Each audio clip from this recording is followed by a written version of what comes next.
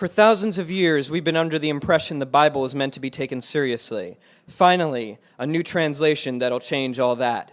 This is Oh My God, What the Fuck Bible! Reach out, touch faith. Welcome to episode 17 of Oh My God, What the Fuck Bible with me, David Tuckman. We're coming to you from the Stanton Street Shul in front of a live audience. Let's hear it, guys. Yeah! This is exciting. Each month on the show, a guest joins me and tries to read as many chapters as possible of my own personal translation of the Old Testament from the original Hebrew while I make fun of it. We are in a shul here, which is weird for me. There's an Aron Kodesh behind me. There is the actual scroll of the Torah, but it's blocked by a metal gate because otherwise I would just be a little bit too uncomfortable to use the F-bomb like I just did. Thank you for being here. Today is Wednesday, January 22nd, 2014.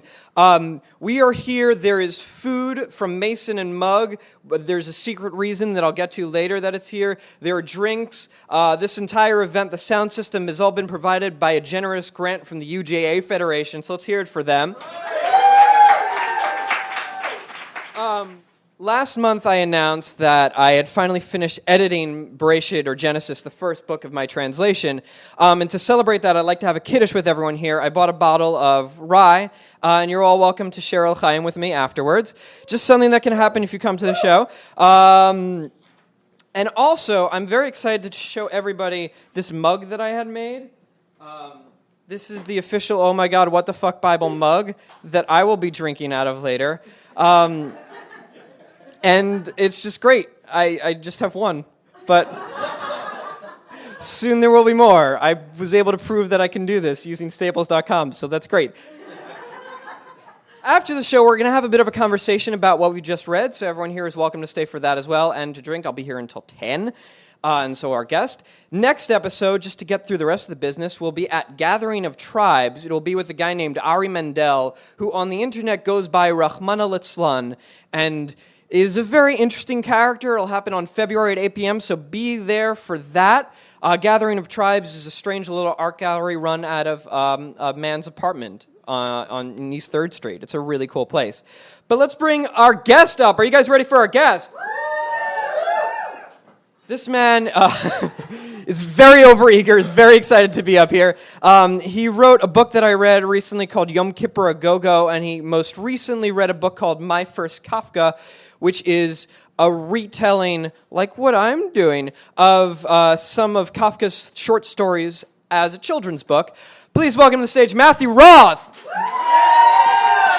Also, he has a beard and payas and yarmulke and tzitzis hanging out. I forgot to mention, he's Orthodox. So that's we're in a shul. But do you know that? I guess I don't. Are you Orthodox? That's a very limiting thing, I guess. Well, tell us a little bit about yourself, Matthue. What do you do? I write. I'm a storyteller. Cool. I write books. These days, my day job is I design video games, which it means that I write video games, but it sounds cooler to say design. Yes, definitely. You design the story of video games. I design That's the story, perfect. and then I throw it to the people who make art and make battle things shoot out of people's hands, and then I get it back and I write the dialogue. That's awesome. But so right now we're going to talk about the Torah. We're going to read a little bit from the Bible. So I wanted to ask you a little bit about your religious background. Right now you are pretty identifiably Jewish, but is that how you grew up? What was your upbringing like? I grew up conservative, which is what people call something that's not very conservative at all. I grew up, going to synagogue. I wasn't one of those people who only showed my parents only dragged me for the last 10 minutes of Yom Kippur. We'd go on Friday nights sometimes when there was nothing good on TV, and we'd go we wouldn't go for There's just never Yom Kippur. anything good on TV on Friday nights. That is so not true. Nobody here laughed because we all keep Shabbos here, I guess. Sorry? I know. I the dude with payas is the one who's no, there is good stuff on TV. No, I grew up in the 80s and which really means the early 90s, I guess. TGIF, that there was this one show, Going Places. I only saw it once, but the theme song is still in my head, and I think it was a proto Friends. it opened with like a shot of 4 people in a convertible cruising down, and I was like, I want to be a young person in a convertible, like sitting possibly next to a girl, and that was Friday night for Or me. just That in the was passenger seat alternative alone. to going to synagogue. I have no idea what you're talking about because I grew up Orthodox. I'm so jealous.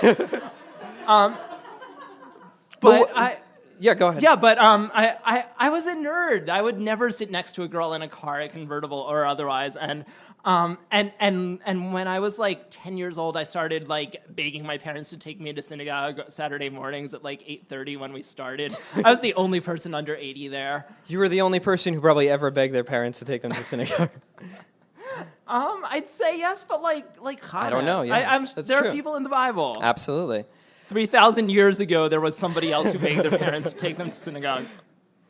But now you're a little bit more observant, and your book Yom Kippur A Go-Go, at least, talks about a time when you've already become Orthodox, or you've embraced a more observant form of Judaism. How did you get to that place? Trial and error. Okay. Emphasis on the error. When I was 13, all of my friends joined this. There was a conservative synagogue, but they had an Orthodox youth group. There was this guy who I think like just sort of brashly, uncovertly like took over the synagogue's youth group because no one else was doing it, and it was an Orthodox youth group. It was NCSY. Which you were probably in, or knew probably about. consciously tried not to be in. Yeah, they were a little bit too liberal for us. Yeah. Hardcore. Yeah. It was weird because like nobody was Orthodox except we were all like They had trying to be co-educational activities. Orthodox. We had a dance. There was a dance that nobody was allowed to dance at. So it was just a stand, I guess. There was like music. There was like 3/4 of the auditorium was empty, and then there was like a bowl of like cheese balls. We were all... That's amazing. So that brought you to Orthodoxy, I guess. I mean, how? So no. Actually, it didn't. I was in it for a year, and I was like really excited. And we lived right near this Orthodox community, which, as it turns out, is led by like the first cousin thrice removed of my wife, because that's how Orthodoxy people work. And I always saw all of these people in like black and white and beards and like the hats just drifting along the streets, like as I was coming home from school on Fridays. They were going to Shul. And I always I was like, they're aliens. And I love aliens. I was like totally fascinated. But it never occurred to me that like they were people, that like I could actually be a person with a beard. I mean, I was also like 13, desperately wishing that I'd grow facial hair. It was more about facial hair than anything else. And then I like turned 14. I like quit everything. I became punk rock. And then when I was 20, I was like, I was a comparative religion major in college. And I was like, writing these like 20-page long reports on people who become Buddhist monks and give up everything. And one of the Buddhist monks I was interviewing, actually a nun, her name was Puratsami, and she grew up in Laos, and she like left everything, and her entire family was like killed because she left, and she was doing all of this advocacy work, and she had nothing left, and she was living on a farm in Manassas, Virginia, which is not a place where they treat Laotian people well. And she's like, "So what about you? What do you do with your religion?" And I'm like, "Duh." I'm like, I should get a better answer. And you did. And I tried. So let me ask. I mean, you believe in God, I imagine. Yeah. Okay. And for you, the Torah is the Word of God. Yeah. Okay. I mean, this is just stuff that I go through with my guests, trying to find out just the different perspectives on the stuff that exists out there. But I imagine you've read the whole thing, at least parts of it. I try. What's your favorite story or character in it? Or in the Tanakh? Okay. Yes. In the Tanakh is a whole other thing, because like once you get past the Torah, like the prophets are crazy. Yes. Wait, you work for Godcast, or you write for Godcast, and there was a really cool one recently on Ehud, who I can't wait to get to. But go ahead. I wrote that one. Yes. Then someone rewrote. Okay, I'm not holding it against them. Ehud's crazy. There's like.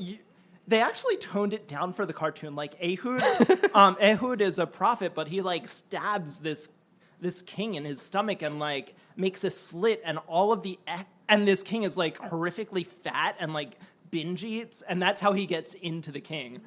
He brings the king like a feast, carrying by himself as he's like a prisoner, and he says, "No, but I have food." And the guards are like, "Oh, our king likes food." So the king's name is Eglon, which sounds like an obese person. Sounds like a gremlin name, and an obese gremlin. So he comes in and he's like, I'm going to give the king a surprise feast, but I can only do it totally alone. And the guards are like, okay, well, we'll just like wait by the entrance. And he's like, no, totally alone. So the guards leave, and he takes the plate, throws it into the king, takes out a double-edged sword, like Darth Maul. Yeah. Yeah. It's true. Stabs the king in his gut, slits him open, and all the excrement from all the food that he's eaten in weeks begins pouring out. Beautiful. But that's not my favorite story. What is your favorite story? But if you want to watch that, you can go to godcast.com/ I don't know. It's on godcast.com / king with excrement falling out of his stomach. My favorite story is in Numbers in Bamidbar. The Israelites are trapped in the desert, and they're all dying of a plague, and these snakes come in. They're giant flaming snakes. And I had no idea this was in it. I learned about this when we were doing Godcast. And then like Moses goes to God, and he's like, "God, there's giant flaming snakes." And God's like, "I know, I created everything." And he's like, "WTF, OMG, do we do?" Oh. And sorry, I abdicated your. No. And God's like, "Well, why don't you try building an idol?" And then he does. He builds a giant bronze flaming snake. And basically, I'm trying to like not make this into a whole chapter because we've got chapters. No, it's fine. And basically, they like Moses prays to the snake, but he's not praying to the snake. He's praying through the snake to God. And this is like to teach us. I don't know. There's a rabbi sitting in the back row who's like, teach us how to get rid of pests. It's to teach us that we don't pray to idols. It's just like something on earth. It's a conduit. Yeah. In a way. Okay. I mean, I don't know. It's a weird story. I can't wait to get to it because I had no idea until you told me about that story's in there. You've got like 60 chapters before it happens. More than that. But there's Rye. One more question before we get into this. What's your first memory of me? I ask this of all my guests. My first memory? Yes. Of the Torah? No, of me. Of you? Yeah. If you can remember. I remember that I came across you on the internet because I was Googling naked pictures of you. What? Hi, Torah. No, I came across the OMGWTF Bible site, and I was like, oh, this would be good for. I just quit my job at My Jewish Learning, which I'd been a professional Jew for 4 years, and was like, okay, now I'm doing video games, and the video games I do are not Jewish. They're we're doing a video game about Shakespeare. I'll tell you that later. Okay, cool. I'm excited for that. We can like trade Shakespeare lines, MC rap battle Shakespeare, and I don't know why I just said that. It might happen. And I sent it to my friend Julia, and right. And Julia wrote it up as an article. Oh, cool. Then she ended up being here. Yes. And now you're here. And now I'm here. Awesome. Let's get into it. Okay. So, to set it up, previously in the Bible, God created everything, including Yaakov and his angry brother Esav. Yaakov had a bunch of kids. Esav ran off to live in a place called Seir. This is Torah, a loose translation. In the beginning, chapter 35, or if you're following along in the whole traditional chapterization, Genesis 36:20 to Genesis 36:30, in which we learn about a bunch of people who are definitely dead by now.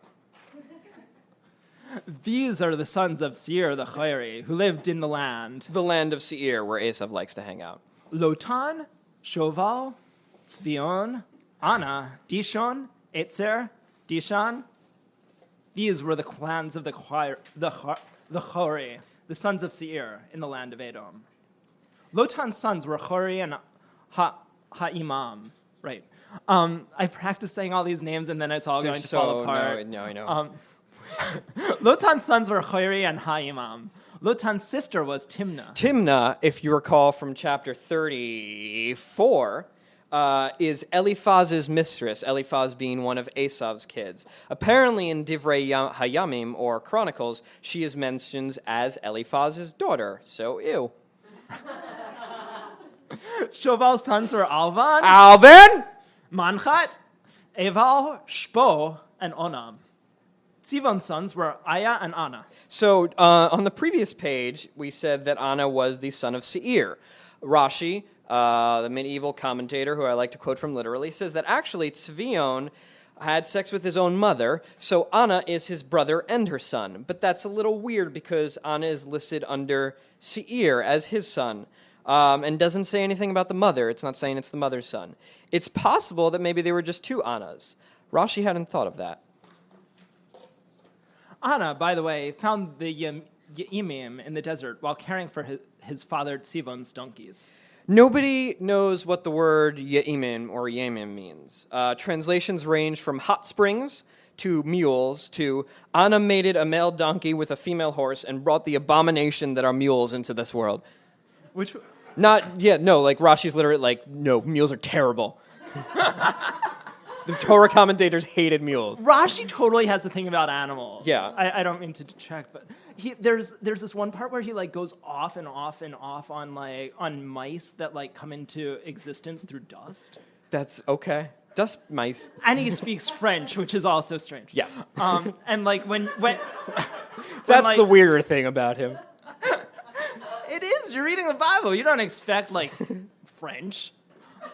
And when he cannot explain something in Hebrew, he's just like, this is what it means in French. Okay. Mules. Anna's children were Dishon and Ahalibama, daughter of Anna. So, Alibama appeared last chapter. She hooked up with Esav. I'm sorry I keep coming up and trying to explain this. This is very complicated. I had to draw a chart to figure it out, but we're going to get through this. I promised. It'll be over soon. Dishon's sons were Chemdan, Eshban, Yitran, and Chran. Oh, Dishon was one of those fathers who all his kids' names had a rhyme. Reality show. Yeah. Hashtag. Eitzer's children were Bilhan, Zaavan, and Akan. Oh, his kids' names rhyme with Dishon, too. Dishon's sons were Utz and Aran. I'm not even going to get into the whole thing where there are multiple Dishons, but we can move on. Because nobody in the Bible like had the same name. No. It's like TV sitcoms that would get too confusing. These are the clans of the Chori.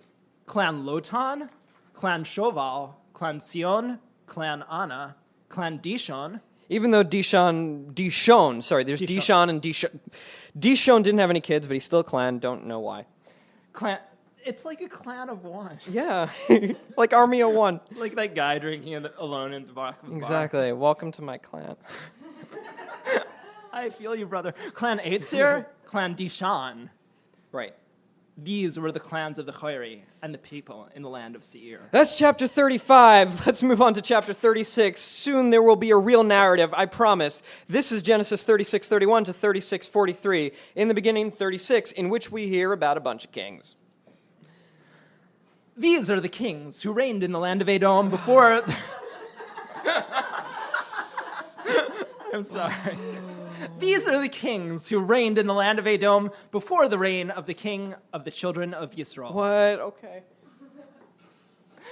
Bela, son of Beor. This has to last 7,000 years. Yeah, no. There's like a whole thing in Rashi where it's like this is concurrent with like the major kings of Israel from like Saul and David and on. You really wonder, like, Jews are really mathematical. I say this as someone with no mathematical ability. But like, why didn't we create charts? I don't know. I wish we did. Parchment. This would be so much easier if we did. Or just one of those like silver family trees that my grandparents have. You got yourself into this. Yes. Bela, son of Beor, ruled in Edom, and his city was called Dinhava. Great. Bela died, and Yovav, son of Zerach, from Batsra, ruled in his place. Yovav died, and Husham, from the land of the Taimani, ruled in his place. Husham died, and Hadad, son of Bedad, who slaughtered Midian in the fields of Moab, ruled in his stead. His city was called Avit. We have 2 more pages. We're almost there. I'm sorry I keep interjecting. I know No, go ahead. I really want to have like a by the way after my name as like, who slaughtered Midian in the fields of Moab? I want to be like Nimrod, who is known as the strongest man ever.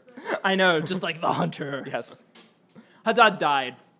Samlah from Masreka ruled after him. When Samlah died, Shaul from Rehovot Hanahar took over. Eventually, Shaul died. Baal-Hanan, son of Achbor, ruled after him. Akbar. As all men do, Baal-Hanan, son of Achbor, died. Yep. It's As all men do. That's really poetic.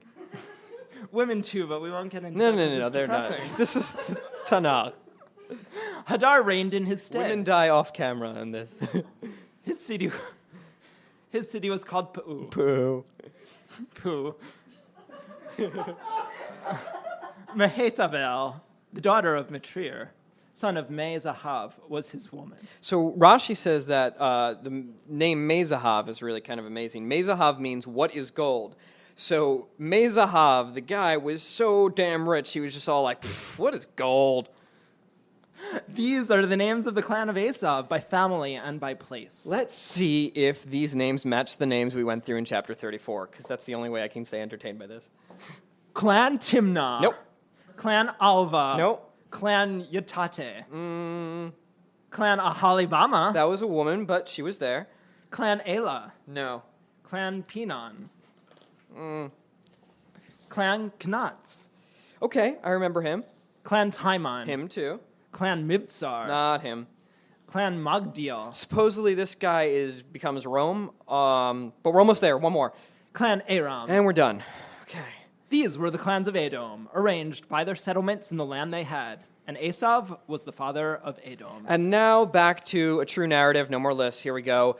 Genesis 37:1 to 37:12. In the beginning, chapter 37, in which Yaakov, like his father before him, plays favorites. Yaakov settled in the same land his fathers lived in, Canaan. These are his stories. Chun chun. Also, Rashi goes into a very long digression here about how all the Esav and Seir stuff that we just covered, even though it did go on a little long, is kind of skimmed over in comparison to what we learn about Yaakov's family. Like the same way that the generations between Adam and Noach and the generations between Noach and Abraham are also really just skipped over. It's just a list. According to Rashi, this is not to imply that nothing happened in those times or among those families, but because Yaakov and his sons are important enough in the eyes of God to include in this narrative. He goes into a whole metaphor about pearl and the sand surrounding, and I don't even remember it. This is an interesting point, but I think it seems kind of obvious to everyone here. But if you remember that Rashi was writing in the 11th century when the novel was like just beginning to be invented, it's a pretty decent criticism about narrative focus. We can go. That's not a joke. Yeah. I just got a flash of like that part in The Princess Bride.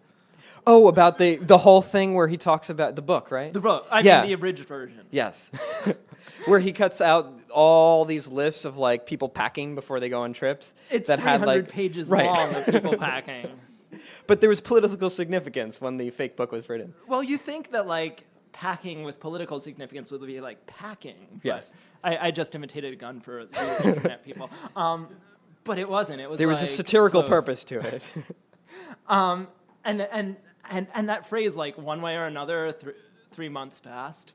Oh, And yes. He reduces 300 pages to one way or another 3 months passed. Yes. So not to imply that the Bible can be analyzed as literature or anything, but I took this literature class. I'm doing my MFA at Brooklyn College. Yeah. And we did a class called Time Management, and we spent an entire month on Virginia Woolf. And he's looking at his watch. Sorry, No. I just needed to name drop Virginia Woolf once over the course of the Bible. And in her book To the Lighthouse, there's like 100 pages about one afternoon, and then 10 pages about 10 years, and then another 100 pages about like another afternoon 10 years later. Right. And it feels real. I get it. I feel like I didn't totally get the Bible until I like sat through 200 pages of Virginia Woolf. And I love Virginia Woolf, not necessarily while I'm reading her, but like afterward, I feel like I went somewhere. I did something. Yeah. I got a little bit older, and it really is 10 that years. focus. It's like bullet time, where it's like, okay, this moment we're shooting with 200 cameras, and it's gonna like pan entirely around Right. you. because this is 200 times more important than one. Exactly. It's a very sophisticated literary device that's being used right now, where it's kind of zooming in on Yaakov and his family, even though we just did 700 years worth of kings, basically. I know. Yeah. And they're dead. Yes.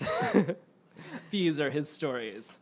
Yosef was 17 years old, and like his brothers, a shepherd. He was just a kid. Rashi again, sorry. He claims that this means Yosef, just being a kid or a youth, would do his hair and groom his eyes, which I understand to mean that Yosef was into guy liner. And hung out with Bilhah and Zilpah's sons. The sons Yaakov didn't love. By the way, Yes. really strange that like Egyptians were actually into. Yeah, no, they were into guy liner. It's not were the like Canaanites also? Probably. I mean, I don't know much about ancient Near Eastern Or is it makeup, but or is it foreshadowing? It might be foreshadowing of what's going to happen to Yosef in the future. One day, my like makeup techniques will like bring me second in command to Pharaoh. Exactly. I just gave it away. Sorry. He was just a kid and hung out with Bilhah and Zilpah's sons. He'd snitched to their father about the bad things they did. Since Yosef was born when Yisrael was old, he loved him more than the other sons and made him a nice shirt. Not a coat of many colors. This was just a nice shirt or a woolen shirt, tailored probably from the Bronze Age equivalent of Brooks Brothers. Or I like to think of it that it was just a white t-shirt, and on the front it said, "Dad loves me." And then on the back it said, "More than you." Yosef's brothers could tell their father liked Yosef the most. Because of the shirt. They hated him and never said a single nice thing to him. Yosef dreamt a dream, and when he told it to his brothers, it just made them hate him even more. "Listen to this dream I dreamt," he said. Oh, just stop, Yosef. "All of us were in the field binding sheaves of grain when mine rose up. Your sheaves all gathered around mine and bowed down to it." "You think you're a king who's going to rule over us?" his brothers said. Oh man, millennials, am I right? "You're going to be our ruler?" They hated him even more then because of his dreams and his snitching. Yosef dreamt another dream. He told this one to his brothers too. Oh, learn from your mistakes, Yosef. "I dreamt another dream." He told this dream to his father and his brothers. They all sighed at once. "Behold, the sun, the moon, and 11 stars bowed down to me." "What kind of dream is that?" his father scolded him. "Are all of us, me, your mother, and your brothers, going to bow down to you?" Yeah, Yosef, that's ridiculous. Your mother's dead. Yosef's brothers were jealous of him. His father kept an eye on it. So before we move to the next chapter, just if you're following along with Andrew Lloyd Webber's Joseph the Amazing Technicolor Dreamcoat, these were the songs covered, Joseph's Coat and Joseph's Dreams. This is Genesis 37:1. Yes? I want to defend you. Okay. Because they laughed. Yes. By the way, there's a literary tradition in the Torah that like at the end of every break, some like older editions of the Torah list like all of the commandments that were given over in this chapter, and then like there's a newer thing that David Feinstein, the son of Moshe Feinstein, who was like the boss of the Lower East Side before you took it over. That sounds dangerous. He was dangerous. He like outlawed things like boom, and then all of a sudden nobody in the world could do them who was Orthodox Jews. So he outlawed things for like a few hundred people. So Harav David Feinstein would do this thing where he would like add up the amount of verses in each parsha and compose an acronym out of it, and that meant something about the parsha that was very deep and meaningful. So I can't remember. Songs from a musical. Songs from a musical. It's a very similar tradition. This is Genesis 37:12 to 37:36, or in the beginning, chapter 38, in which Joseph's brothers are not at all nice to him. Joseph's brothers went out to fetch their father's By the way, I love that you're saying Yosef. You know what? I learned it from my kids. Oh, that's wonderful. I was like, I'm never going to say oi because like there's no like yud after the cholam, and all of a sudden like my 5-year-old's like, no, it's not Yosef. Yosef's brothers, and now that like I'm getting my accent from my 5-year-old and my 3-year-old. Okay, shout out. Yosef's brothers went out to watch their father's flock in Shechem. Remember Shechem, the town Levi and Shimon genocided after convincing all the men there to get circumcised? Now it's where they graze their sheep. Now, your brothers are pasturing in Shechem, Yaakov said to Yosef. I'm going to send you to them. I am here, Yosef said. Go and make sure your brothers and the sheep are okay. Then come back and tell me what's going on. Yaakov sent Yosef from the valley of Hebron. When Yosef got to Shechem, he found a man wandering in a field. What do you want? The man asked him. I'm looking for my brothers, Yosef said. Please tell me where they're pasturing. They're gone, the man said. I heard them say they were going to Dotan. How did he know? Yosef went after his brothers and found them in Dotan. The brothers saw him coming from afar. Before he got there, they hatched a plot. Murder him.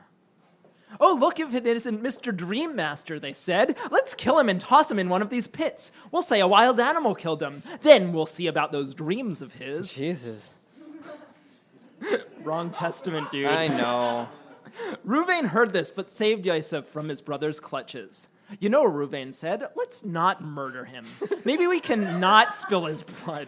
Let's just throw him into the pit in the middle of the desert. Don't lay a hand on him. I guess don't lay a hand on him as a metaphor, because throwing him in a pit would be laying a hand on him. Reuven did this so he could save Yosef and return him safely to his father. Oh, show don't tell, Bible. When Yosef got to his brothers, they ripped his shirt off, his nice shirt. Then they threw him in... He's laughing and he wrote it. Then they threw him into the pit after throwing his nice shirt off. The pit was empty. It had no water. Rashi points out this is pretty redundant. Why is the repetition necessary? To inform us that while the pit had no water, it did have plenty of snakes and scorpions. The brothers sat down to eat bread. Leaving your brother to die is hungry work. They looked up and saw a caravan of Yishmaelim coming from Gilad. Distant cousins. Their camels carried all sorts of spices, balsam, and birthwort. They were traveling to Mitzrayim. So instead of balsam, which is what I use, the King James Version of the Bible translate that second one as balm, because they're coming from Gilad. And since they've left that place, taking the balm, there is now no balm in Gilad. Now I hang my head in shame for having written that. Snap. Balm. What do we have to gain from killing our brother and covering his blood, Yehuda said. Let's sell him to these Yishmaelim. Yehuda is using Jewish logic to save Yosef. Why murder our brother when we cannot murder our brother and make money at the same time? I wish I would have read that with you, so it would have been like a chorus. Of Oh, cheers. like Greek and chorus. make money at the same time. Our hands will not hurt him. After all, he is our brother. The brothers thought this sounded like a pretty good deal. A group of Midianite traders came by. Also cousins. They pulled Yosef out of the pit and sold him to the Ishmaelim for 20 pieces of silver. Yeah. So I have a whole long footnote here about how there's like some pronoun confusion, and it's unclear who threw him in the pit or picked him up and sold him to who and who brought him to Mitzrayim, but who cares? They brought Yosef to Mitzrayim. It's only interesting to me, I promise. Reuven returned to the pit. Yosef was gone. Reuven tore his clothing. Just like Jews do now after somebody's buried and throughout the Shiva, there's a tear on the clothing. Actually, Yeah. conservative Jews, this is unbelievable. Actually, it's not unbelievable because people believe it. Conservative Jews, you don't like actually rip your clothes. You get like a pin with a ribbon attached to it, like a black pin with nothing on it. Wow. And a black ribbon, and you tear the ribbon. So you're actually like getting a new clothes and then like Interesting. ripping the clothes ribbon. So you save your shirt. That's good. Jews. He returned to his brothers. The boy is gone, he said. What do I do now? The brothers took Yosef's nice shirt, slaughtered a kid goat, and dipped the shirt in its blood. They sent it off, and it was taken to Yaakov. By whom? Probably some of the children they captured in Shechem. Oh. We found this, they said to him. Do you recognize it? Is it your son's shirt or not? Oh. Yaakov recognized it. My son's shirt, he said. Some monstrous beast ate him. Yosef's been ripped apart. Yaakov tore his robe and wore a sack as underwear. He mourned over his son for many days. All his sons and all his daughters. Wait, daughters, plural? Okay. arose to console him, but he refused to be comforted. I will go to hell mourning my son, he said. So this is a crazy one. This is the first instance of the word Shul, which is where Yaakov says he'll bring his mourning. I translated it as I'll go to hell as sort of an idiom, and so do most moderns, or a lot of people use the word grave here. The older understanding is hell, and people use this verse as evidence for the existence of hell as a place in Jewish thought. Whatever the translation, Yaakov is being very dramatic. It's also touchingly Jewish that he's like, go to hell, talking about himself. Yes, exactly. And Yosef's father cried for him. The Midianites... Yeah, whatever. Okay, the Midianites sold Yosef to Mitzrayim, to Potiphar, one of Pharaoh's eunuchs and captain of the cooks. So again, most translations say that Potiphar is a courtier of Pharaoh, or of Pharaoh. But here the word is sris, which apparently means eunuch, according to a lot of sources that I've checked. The dude was a eunuch, which explains a lot of what's to come next month. Also, it's pretty weird that most English translators don't think it's important to let us know this man has no dick. Anyway, that's been chapter 38. Thank you, Matthue Roth, for reading. I think that's all the time we have. But you should say the songs. Yes. Oh, I'm so sorry. Songs from Joseph the Amazing Technicolor Dreamcoat covered in this chapter. Poor, Poor Joseph and One More Angel in Heaven. Thank you, Matthue. So now we come to the part in the show called the Devar Torah, which, if you want to be incredibly literal... No, we still need you. I still need you. It's not over. Get your beer. Sorry, my throat's really dry. Beer. Which literally means Torah word. So can you summarize everything that we've just read into one single word? Love it. Man who wants to drink. My word was brothers, because if there's one thing that you have to be wary of in the Bible, it's your brothers. Things don't go well for sibling rivalries, at least so far. And Esav is Yaakov's brother, so it ties in thematically. I usually have something nice to say, but I couldn't think of anything interesting about these chapters. I want to say... What do you want to say? No, go ahead. Roommates. I like that. Because roommates are like brothers, but you're not, like, bonded to them forever. And this is, like, the ancient Middle East where we're talking about, where, like, lots of shit goes down. Yeah. And you get all, like... At first, when you gave me these chapters, I was like, why is there all of this begetting going on and all of these clan lists? Like, I've played Pokemon. I know how clans work. But, like, nobody laughs because nobody else has played Pokemon. Nope. Thank you. One hand goes up, John. Okay, okay. We have some Pokemon. Awesome. We're totally having a match after this. And the way it works is that, like, people are brothers, but they're also, like, competitors. And you're in a big, vast desert with, like, few places where there are water and few places that are inhabitable. And so that's why I would say roommates, because you're sharing the same space, but you're not necessarily, like, blood bonded. Yeah. I want to tie these together thematically. I really want to. But I'm not going to. I'm just going to fail. I'm really excited about that I got to this, because Yosef is my favorite, or the story of Yosef is my favorite cycle of Genesis. I'm glad it's like this long, long narrative that stretches across like a third of the book, and I'm really pumped because that doesn't really exist that much throughout the Torah. So that's really exciting. I'm excited to keep going. Next month, there's like a short interlude, a really freaky interlude, and then we get right back into the story, and that's it for the rest of it. The one thing that I was going to say, actually, now that I think about it, is that God has kind of disappeared.